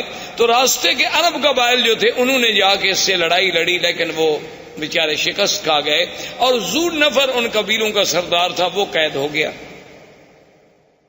وہاں سے چلتے چلتے یہ طائف آیا۔ طائف میں اس وقت بنو ثقیف تھے، قبیلہ بنو ثقیف آباد تھا۔ تو بنو ثقیف کو پتہ چلا کہ ذو نفر جو ہے وہ بھی شکست کھا گیا، بنو خصم والے وہ شکست کھا گئے، تو ہم بنو ثقیف اب اس کا کیسے مقابلہ کر سکتے ہیں اتنے بڑے لشکر کا؟ تو انہوں نے ابرہہ کو پیغام بھیجا کہ دیکھو تم جا رہے ہو کعبۃ اللہ کو توڑنے کے لیے، ہم تمہارا راستہ نہیں روکتے، تم جانو مکہ جانے، کعبہ جانے، لیکن شرط یہ ہے کہ لا تؤذوننا، تم ہمیں ایذا نہیں پہنچاؤ۔ اس نے کہا بالکل ٹھیک، لیکن اس نے کہا کہ اپنی شرافت اور صداقت کی کوئی نشانی، کوئی دلیل تو دو نا کہ تم پکے ہو، ایسا تو نہیں کہ میں ادھر جاؤں اور تم پیچھے سے حملہ کر دو، کیونکہ بنو ثقیف بھی بڑی مشہور لڑاکی قوم تھی اور خاص طور پہ تیر انداز تھی۔ تو انہوں نے ایک آدمی تھا جس کا نام تھا ابو رغال، ابو رغال جو تھا نا جی، وہ انہوں نے کہا کہ یہ آدمی ہم تمہیں دے رہے ہیں، یہ ایسا آدمی ہے کہ ایک تو طائف سے لے کر مکے تک تمہیں راستے بتائے گا، اس وقت سڑکیں تھوڑی بنی ہوئی تھی، اور راستہ نہ جانو تو 2 دن کا راستہ 10 دن لگ جاتے تھے۔ تو یہ تمہیں دلالت کرے گا کہ کعبۃ اللہ کا راستہ کہاں ہے، اور تمہیں مکے تک پہنچا دے گا۔ اور اس ابو رغال نے اپنے قبیلوں سے، اپنے دین والوں سے غداری کی اور ان سے وفا کی کہ ان کو مکے کا راستہ بتلایا، اور وہ چلتے چلتے مکے کے قریب پہنچا، اور اسی راستے میں ابو رغال جو ہے وہ مر گیا۔ اور دنیا میں تاریخ میں یہ بات موجود ہے آج بھی کہ اس کی قبر جو تھی نا جی، آج تک دنیا میں ابی رغال کی قبر مشہور تھی کہ بعد میں عرب والے جاتے تھے اس کی قبر پہ جا کے پتھر مارتے تھے، جیسے جمرۃ العقبہ کو مارتے ہیں نا، کہ یہ وہ بدبخت ہے کہ جس نے اپنے دین کو بھی چھوڑا، اپنے قبیلوں کو بھی چھوڑا اور ابرہہ کو لے آیا کعبہ گرانے کے لیے۔ تو ابو رغال وہاں مر گیا۔ ابرہہ کا لشکر جب کعبۃ اللہ کے قریب پہنچے، اس نے ڈیرا ڈال دیا اور حکم دے دیا کہ جو لوگ ملے، مال ملے، مویشی ملے، سب پکڑ لو، چونکہ روپ ڈالنا تھا مکے والوں پر۔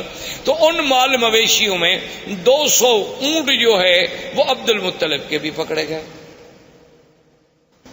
عبد المطلب جو ہیں یہ حضور صلی اللہ علیہ وسلم کے دادا ہیں، اور عبد المطلب جو تھے کان جسیمن وسیمن، یعنی بڑے خوبصورت، بڑے جمال والے، کیوں نہ ہوں آخر دادا ہے محمد الرسول اللہ صلی اللہ علیہ وسلم۔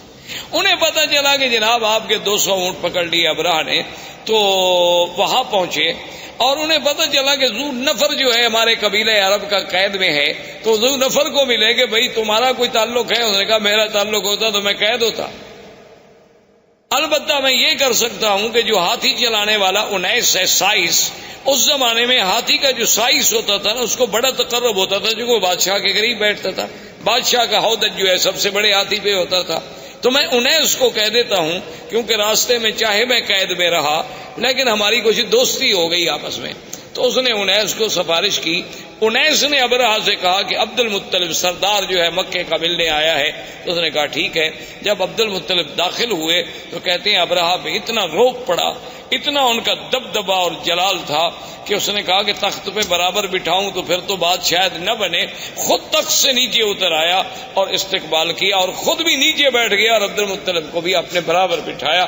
اتنا روب آ گیا اس کے دل پر کہ یہ کون ایسا خوبصورت جمال والا آدمی۔ اور پھر عبد المطلب جیسا فصیح آدمی، بولنے والا آدمی، اس نے کہا جی آپ حکم دیں، آپ کیسے آئے؟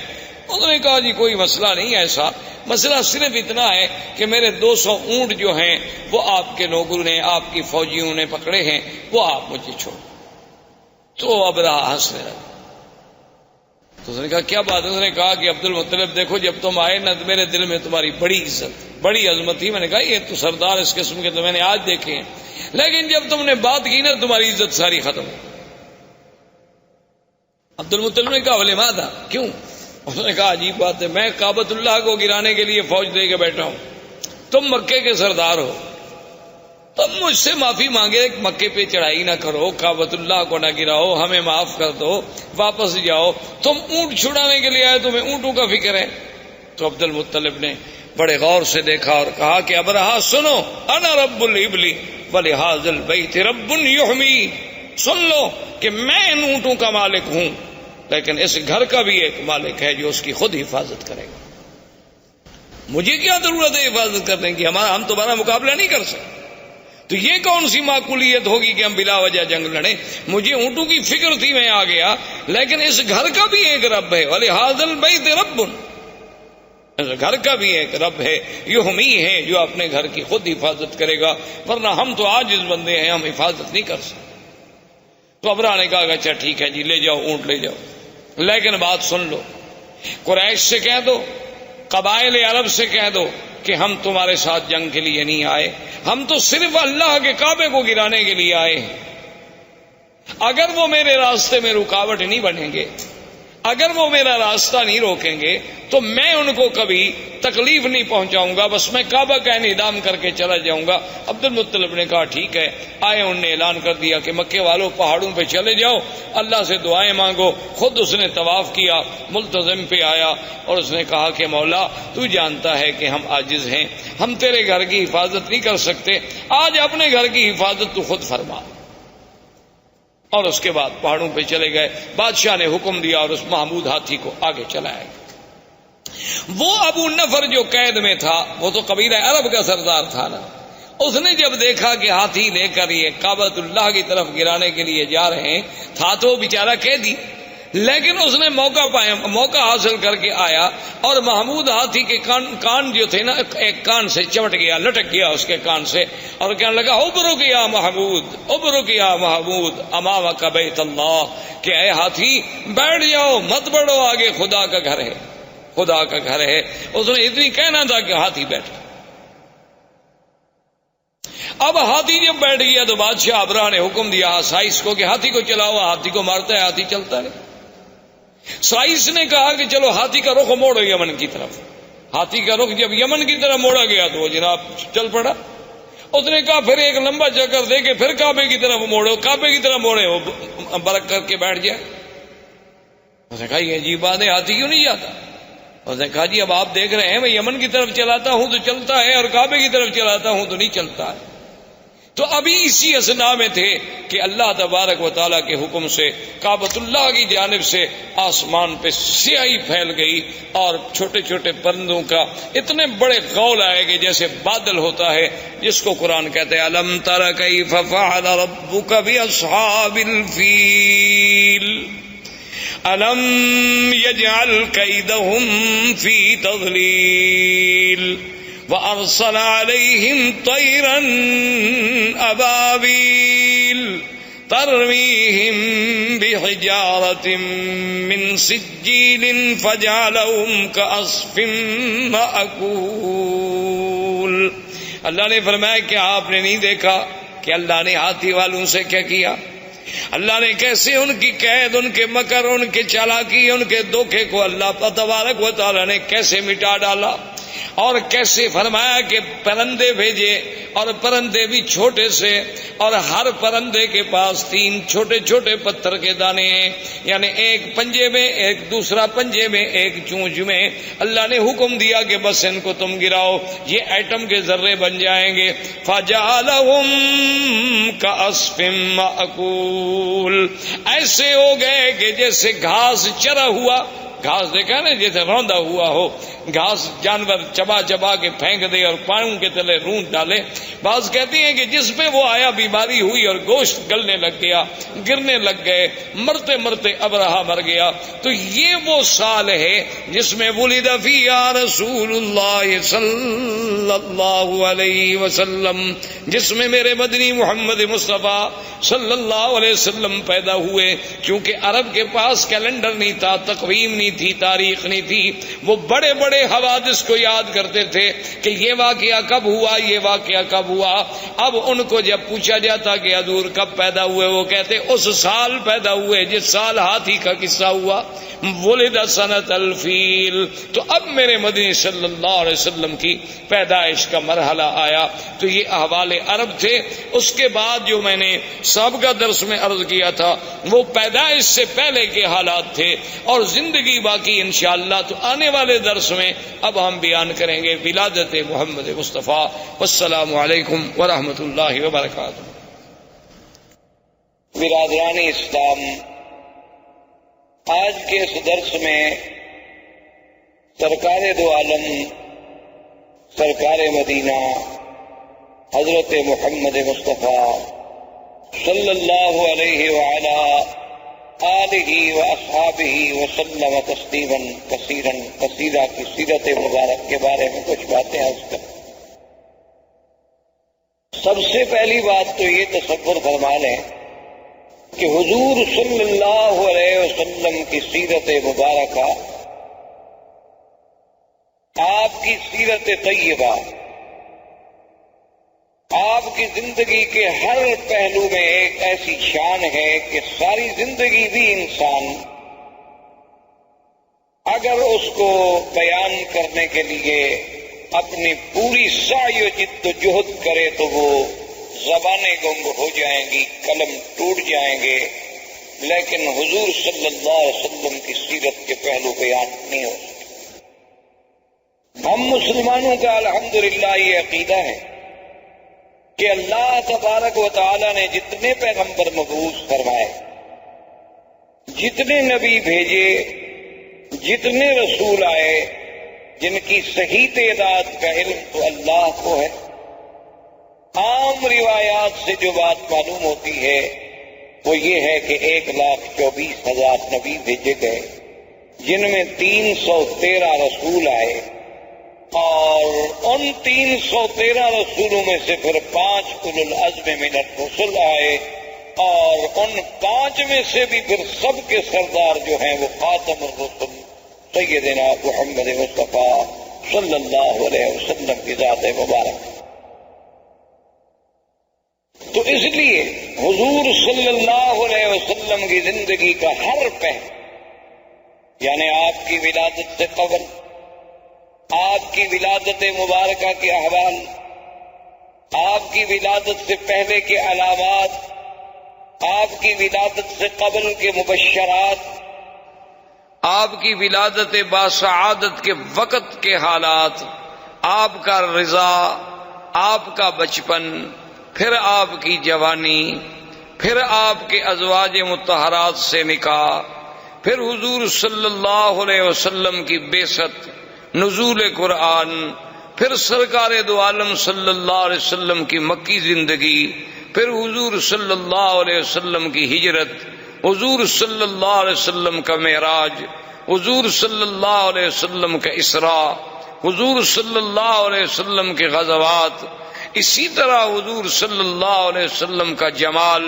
حضور صلی اللہ علیہ وسلم کا کمال، حضور صلی اللہ علیہ وسلم کی نوال، حضور صلی اللہ علیہ وسلم کے معجزات، پھر معجزات کے اقسام کے معجزات سماوی، معجزات ارضی، پھر حضور صلی اللہ علیہ وسلم کے معجزات جن کا تعلق جسد رسول سے ہے، جسم رسول سے ہے، اسم رسول سے ہے، حضور صلی اللہ علیہ وسلم کے دین کی آفاقیت، آپ کی کتاب کی عالمگیریت، آپ کا پورے انس و جن کے لیے سراپا رحمت، آپ کا دور بشارت، آپ کا دور نظارت، آپ کا دور اسفار، آپ کا دور فتح مکہ، آپ کا دور اپنوں کے ساتھ، آپ کا دور بیگانوں کے ساتھ، آپ کی خارجی زندگی، آپ کی داخلی زندگی، آپ کے معاملات، آپ کا برتاؤ غلاموں کے ساتھ، کون سا پہلو ہے جس پہ آدمی، کوئی مورخ، کوئی صاحب قلم، کوئی استاذ، کوئی مدرس، میرا تو ایمان ہے کہ اگر ساری دنیا کے پڑھے لکھے لوگ بھی سیرت پاک پہ لکھنا شروع کر دیں تو ہماری اپنے عقول، ہمارے اپنی جد و جہد، ہماری سعی، ہماری ہمتیں، ہماری زبانیں گنگ ہو جائیں گی، لیکن سیرت پاک کے پہلو ہم کسی طرح سر انجام پورے نہیں کر سکے صلی اللہ علیہ وسلم۔ اب اس بات پہ آپ غور کریں، تاریخ عالم پہ نظر ڈالیں، کتب سیر پہ نظر ڈالیں، جس انداز میں میرے آقا سرکار دو عالم حبیب کبریا حضرت محمد مصطفیٰ صلی اللہ علیہ وسلم کا ورود مسعود ہے، اور کسی اللہ کے نبی پیغمبر کے بارے میں یہ بات نہیں ملتی۔ یعنی اسی سے آپ اندازہ لگائیں کہ 1,24,000 پیغمبر حضور صلی اللہ علیہ وسلم کے آنے کا اعلان کرتے جائیں۔ اللہ نے قرآن میں تو صرف عیسیٰ علیہ السلام کا ذکر فرما دیا نا، چونکہ آپ سے زمانہ قریب تھا، کہ عیسیٰ علیہ السلام کے بارے میں ذکر آیا کہ وَمُبَشِّرًا بِرَسُولٍ يَأْتِي مِن بَعْدِ اسْمُهُ احمد۔ لیکن اصل بات یہ ہے کہ ہر کتاب، تورات میں، انجیل میں، زبور میں، ہر کتاب میں نعت محمد مصطفیٰ صلی اللہ علیہ وسلم۔ تو یہ اتنا بڑا اہتمام، حالانکہ اللہ تو جانتے تھے نا کہ حضور صلی اللہ علیہ وسلم کس زمانے میں پیدا ہوں گے، اللہ کو تو علم تھا، اور یہ بات بھی موجود تھی کہ حضور صلی اللہ علیہ وسلم خاتم الانبیاء والمرسلین ہے، اس کا مطلب یہ ہے کہ سب سے آخر میں آئیں گے۔ یہ بات ایک فیصلہ شدہ بات ہے، اور اللہ کا تو علم کامل ہے، اللہ تو عالم ما کان وما یکون ہے۔ لیکن یہ قاعدہ ہے کہ جتنی شان ہوگی، جتنی عظمت ہوگی، اتنا ہی اس کا اہتمام ہوگا کہ ہر پیغمبر آئیں اور حضور کے آنے کے بارے میں خوشخبری دیں اور امت کو بتلائیں۔ اسی طرح دوسری بات پہ آپ نظر ڈالیں، یہ تو بات موجود ہے کہ جب بھی کوئی آدمی ایمان لائے گا تو سارے انبیاء پر ایمان لائے گا، کہ تمام اللہ کے نبی برحق، تمام اللہ کے رسول برحق۔ لیکن یہ ہمیں کسی جگہ نہیں ملتا کہ اللہ تبارک و تعالی نے باقاعدہ پورے انبیاء جتنے اللہ نے پیدا فرمانے تھے سب سے یہ وعدہ لیا ہو، یہ عہد لیا ہو، یہ میثاق لیا ہو کہ اگر میرے مدنی پاک کا زمانہ آئے گا تو تم ایمان لاؤ گے، تم حضور کی نصرت کرو گے۔ یہ کسی اور پیغمبر کے بارے میں ہمیں پورے قرآن و سنت میں بات نہیں ملتی۔ یہ شان ملی تو صرف سیدنا محمد الرسول اللہ کہ ابھی حضور آئے نہیں، ابھی حضور پیدا نہیں ہوئے۔ یعنی جیسے اللہ نے عالم ارواح میں اپنی ربوبیت کے لیے لوگوں سے اقرار کرایا کہ الست بربکم قالوا بلا، کیا میں تمہارا رب نہیں ہوں؟ سب نے کہا کہ نہیں، آپ ہمارے رب ہیں۔ تو جب اقرار الست ہے، اسی طرح اللہ نے فرمایا اذ اخذ اللہ میثاق النبیین لما آتیتکم من کتاب وحکمت ثم جاءکم رسول مصدق لما معکم لتؤمنن به ولتنصرنہ۔ یعنی یہ شان اور کسی پیغمبر کے بارے میں نہیں ملتی کہ اللہ تمام انبیاء سے عہد لے، تمام انبیاء سے میثاق لیا جائے کہ میرا ایک نبی آئے، میرا ایک شان والا پیغمبر آئے۔ اور اسی طرح آپ پورے تاریخ عالم پہ، تاریخ انسانیت پہ، تاریخ اسلام پہ نظر دوڑائیں، ایسا واقعہ بھی آپ کو تاریخ میں کبھی نہیں ملتا کہ اللہ کا نبی پیدا نہ ہوا ہو اور اس پہ ایمان لانے والے پہلے موجود ہوں، ایسا واقعہ کبھی نہیں ملتا۔ یعنی یہ بات تو ملتی ہے کہ بھی انبیاء آئے، تشریف لائے، کچھ لوگ ایمان لے آئے، کچھ لوگوں نے ایمان قبول نہ کیا، کچھ لوگوں نے تصدیق کی، کچھ لوگوں نے تکذیب کی، لیکن ابھی حضور صلی اللہ علیہ وسلم کی بعثت نہیں ہوئی، پیدائش نہیں ہوئی، نبوت ملنا تو بعد کی بات ہے۔ یعنی ابھی حضور صلی اللہ علیہ وسلم اس دنیا میں تشریف نہیں لائے۔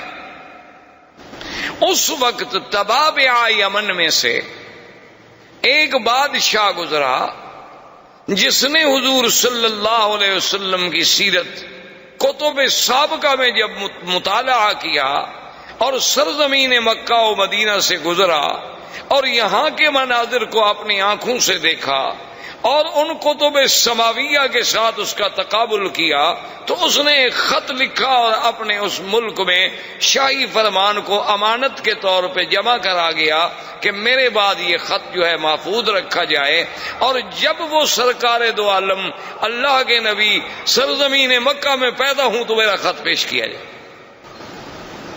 یعنی ابھی حضور صلی اللہ علیہ وسلم پیدائش بھی نہیں ہو، اور اس نے اس میں خط لکھا کہ میں طبع یمن ہوں، اور میں اس بات کے لیے یہ خط لکھ رہا ہوں کہ اگر اللہ نے میری زندگی میں آپ کو پیدا اور میں آپ کا وزیر بنوں گا، میں آپ کا معاون اور سپاہی بنوں گا۔ حالانکہ وہ بادشاہ ہے، یمن کا بادشاہ ہے۔ تبابع جو ہیں، یہ طبا جو تھے، یہ یمن کے بادشاہوں کا لقب تھا، جیسے قیصر روم کے بادشاہوں کا لقب تھا، کسرا فارس کے بادشاہوں کا لقب تھا، اسی طرح فراعنہ مصر کے بادشاہوں کا لقب تھا، تو نجاشی حبشہ کے بادشاہوں کا لقب تھا، تو تبابع جو ہے وہ یمن کے بادشاہوں کا لقب تھا۔ وہ طبع الاکبر، طبع الاول، طبع الثانی اس طرح پکارے جاتے تھے۔ تو اس نے لکھا کہ اگر حضور سرکار دو عالم صلی اللہ علیہ وسلم آپ کو اللہ نے میرے زمانے میں میری زندگی میں پیدا فرما دیا تو میں آپ کا سپاہی ہوں گا، آپ کا وزیر بنوں گا، آپ پہ ایمان لاؤں، اور اگر میں پہلے مر گیا اور آپ میرے بعد دنیا میں تشریف لے آئے تو پھر میرے گواہ رہیں کہ میں آپ پر ایمان لا چکا ہوں۔ یعنی اندازہ فرمائیں کہ پوری تاریخ انبیاء میں یہ بات نہیں ملتی کہ ایک نبی پیدا نہ ہو لیکن ایمان لانے والے پہلے اقرار کریں اور پھر اس طرح اہتمام کریں کہ شاہی فرمان لکھ کے اس کو باقاعدہ جمع کرایا جائے۔ احباب کرام، اس کے بعد اب آپ اس مبارک سلسلے کی CD نمبر 2 سماعت فرمائیں۔